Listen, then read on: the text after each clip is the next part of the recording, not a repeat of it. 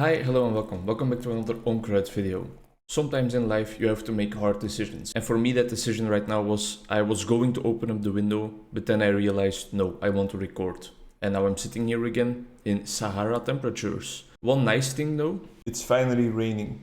And I am hopeful that that will help just cool down the temperature in general. I'm not gonna be playing Vala today, but I just wanted to show you guys that she is now my first hero with a golden border. For all of my quests, I just have to win a game and I have to play as a Diablo hero, so that's exactly what we're gonna do. We're just gonna choose a Diablo hero. You know what? I'll play with the man, the myth, the legend himself. Based on the enemy team, I will decide whether I want to go an auto attack build, a build that empowers my second ability with the flame shooting out everywhere, or just my regular old charge build.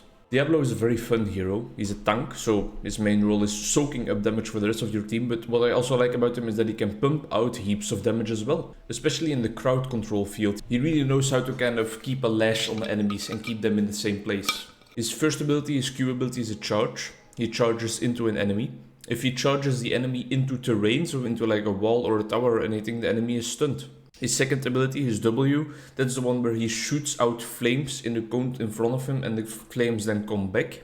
His E, his third ability, that's a flip. He flips an enemy over him, so to the area behind him. And then he also has an ultimate. I just always choose the ultimate where he kind of summons a pentagram underneath every hero, and after a while, if that hits, it stuns. Those are some high levels on the enemy team, and our diva as well. Holy shit, man.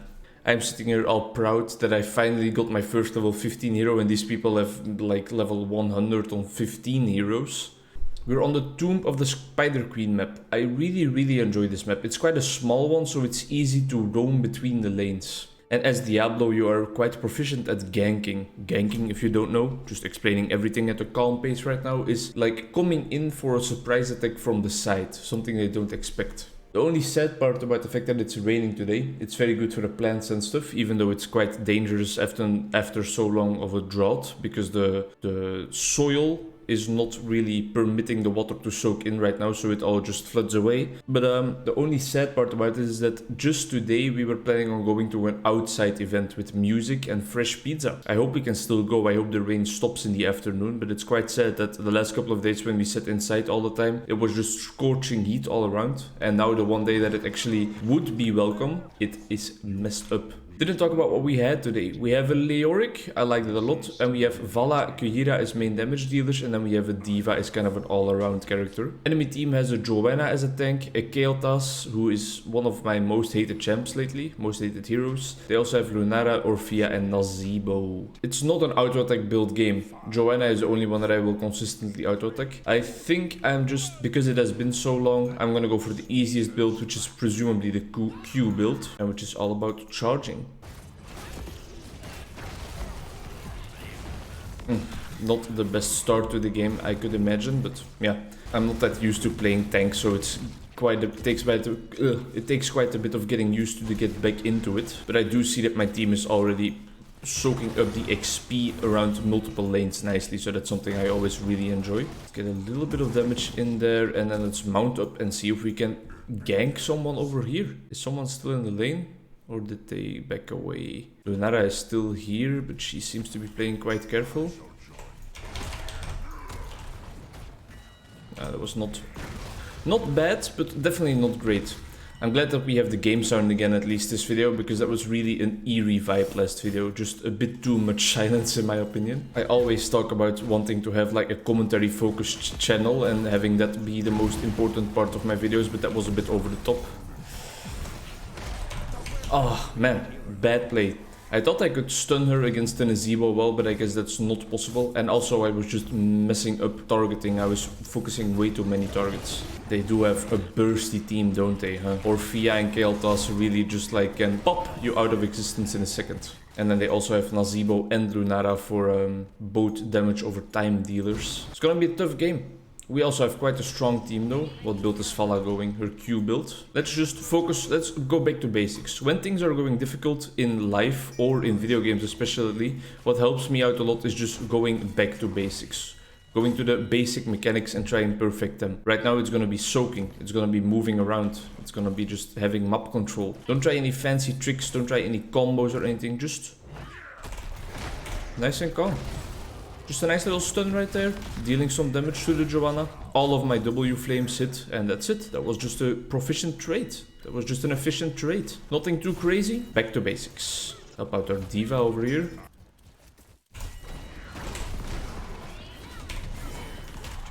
Played that very well in my own opinion. Flipping that Lunara back into the turret just for that one turret shot, and it was actually enough to finish her off. I see that my diva is leaving, so I am also just gonna get out of here. But not too far, because I want to soak the bot lane XP, I think. All in all, game is pretty even right now, especially in experience, which is the most important factor in the early game to decide upon who is winning or not. And I think we're not doing such a bad job as a tank. Just before I started recording this, I was sitting on the toilet, which is maybe a bit too much information, but it ties into what I want to talk about next. I was browsing Reddit and I saw that the top post right now, with like 80,000, 80k upvotes, was updated 9/11 footage. And with updated, I mean like really in high definition, very clear, and it was harrowing to say the least. It just really... I find it crazy to realize how something like that could have actually happened. It seems like something out of a movie, but even for that it just seems too crazy of a scenario, right? Like, how is it possible that something like that ever happened? I can't imagine what the people back then experienced on that day. And an interesting thing I read, which I was not aware of earlier, is that the buildings actually burned afterwards for 3 months, and every single day the people from New York had to like clean their houses because the dust was still just being bellowed around everywhere. Billowed, not sure. It's just crazy. I mean, obviously it's crazy. Everybody knows that it was a crazy thing that happened, but just the extent of it and the kind of the lingering effects afterwards is something that a lot of people, I think, don't take into account, just like me. As I said, I didn't realize it. On our first level, by the way, we took a talent that increases the effect of regen globes. On the second level up, where we can choose a level, we chose a level that the stun with my charge that I talked about, hitting buildings and stuff, is a lot more efficient for us and gives us some beneficial effects. As the level 10 ability, I already talked about the Apocalypse, the pentagram below everyone's feet. On level 13, we are going to take Devastating Charge, which is just another upgrade for my Q ability for the charge, which this build is entirely focused on. And it includes a quest as well, and that quest says that if I am able to stun heroes quite often with it, so push them against terrain, it actually steals armor from them the next time around I hit them with that stun. Come on, yes. It's not gonna... Oh, damn, well played.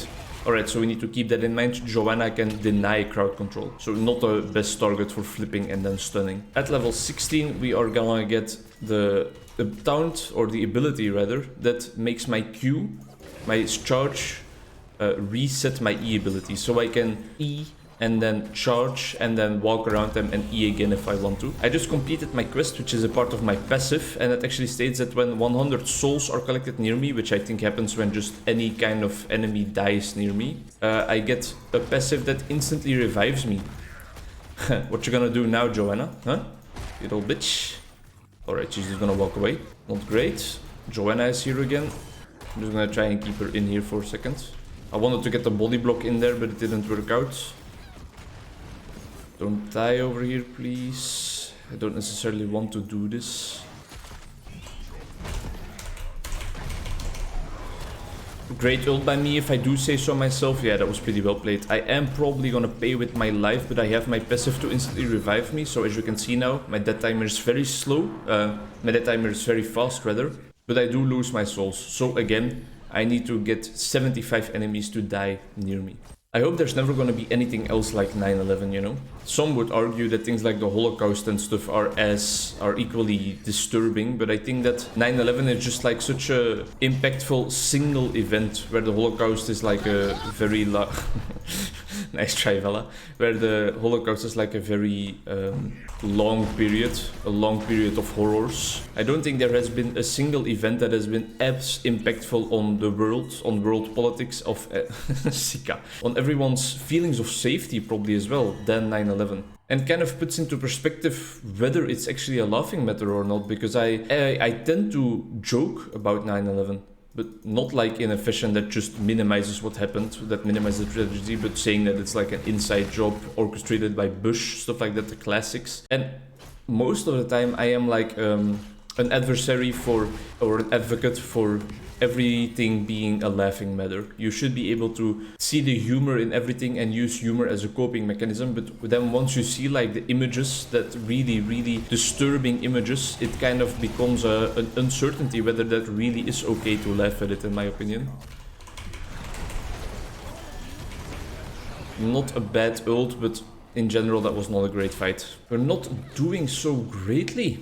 Yeah, no, it's not going to plan. But I mean, you people clicking here to the Storm videos don't even expect a win anymore, right? Like, you all know that it's gonna be a loss when it's an Onkruid video. And then when I play off camera, I rack up victories. So maybe it's just my talking in between, but normally it has never formed a problem for me. I'm not giving up though.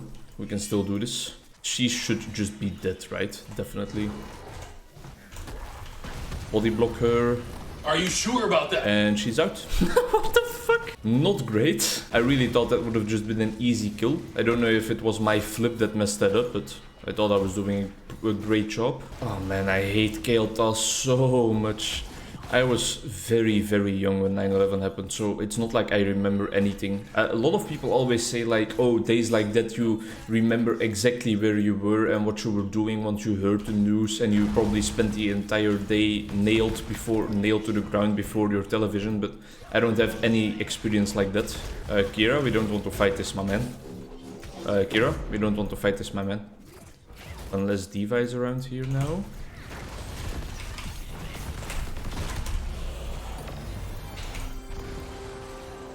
Not a great ult. Ah!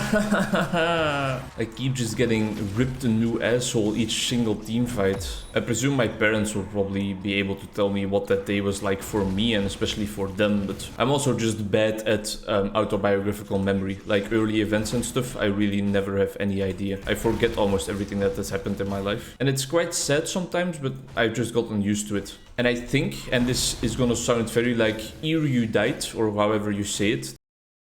Erudite. Fuck! The fact that I can't pronounce that word kind of contradicts the meaning of it, but I feel like I have just been stacking up my brain with so many new memories and new pieces of knowledge throughout the last couple of years that there has just been no place anymore left for all the old memories. My head is just filled to the brim.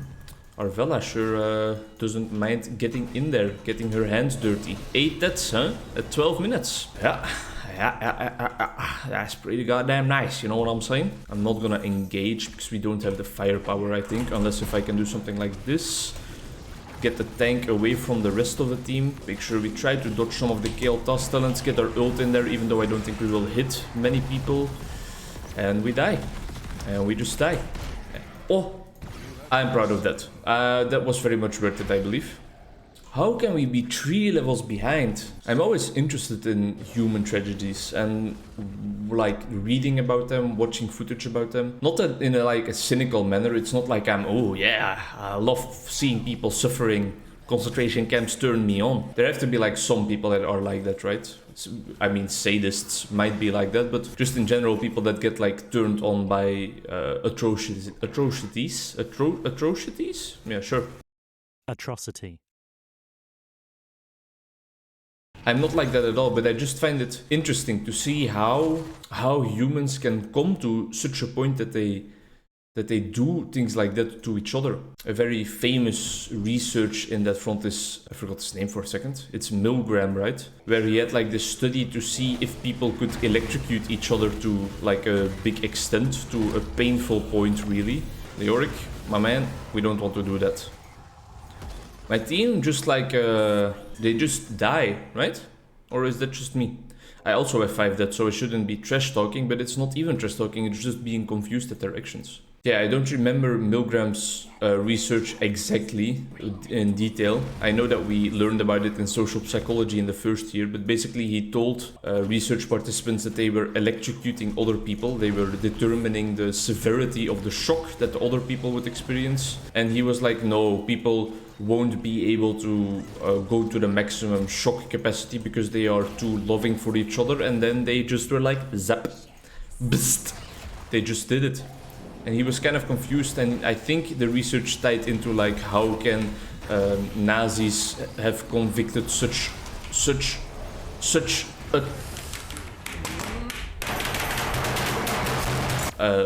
atrocities. How could human beings do such things to each other? And remember, we spent like 2 or 3 lessons, 3-hour lessons talking about the research, and it's quite sad that I remember so little of it by now, but it has been 5 years ago, of course.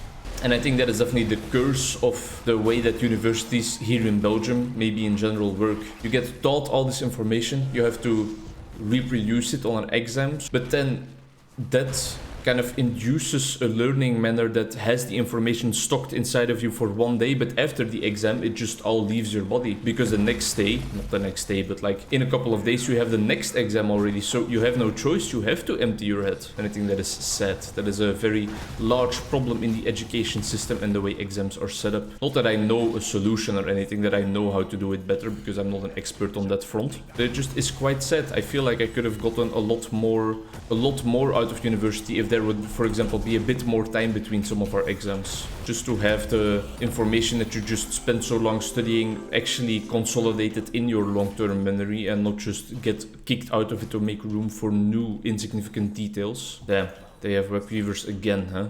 I love this teleport spell. It allows me to set up flip a bit better, but my team just commit suicide. Fella with a 9 deaths, that's not bad. That's a respectable amount of deaths right there, if you were going for the most amount of deaths possibly achievable in a game.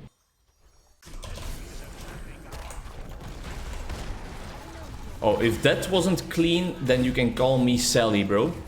Please, please, sir. I'm just gonna pop my ult. Did I get it off? Yes, I did. Didn't stun anyone. Well, one person, but that Lunara kill, that showcases like why I like Diablo so much. He has such an easy to understand kit, but the kit has so much potential to pull off cool things.